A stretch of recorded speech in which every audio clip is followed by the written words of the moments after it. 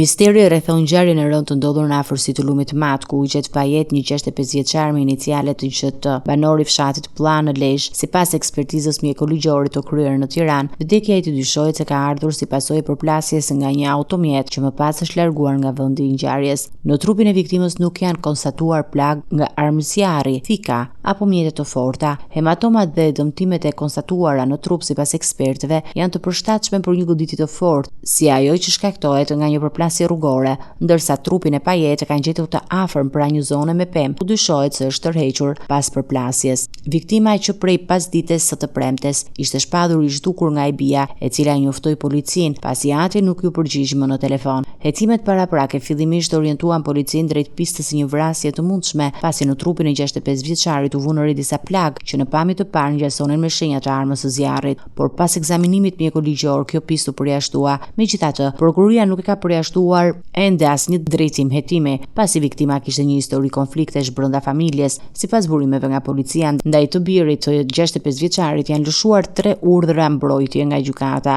respektivisht në vitet 2020, 2022 dhe 2023 për dhunë familje. Ndërkohë, grupi hetimor po punon për siguruar pamje nga kamerat e sigurisë në rrugët pranë zonës ku ndodhi ngjarja, me qëllim identifikimin e automjetit që dyshohet se përplasi viktimën dhe u largua. Policia e Lezhës po hetoi ngjarjen si aksident me pasojë vdekjen apo vrasje të mundshme maskuar si aksident, në pritje të konkluzioneve të plota të ekspertizës.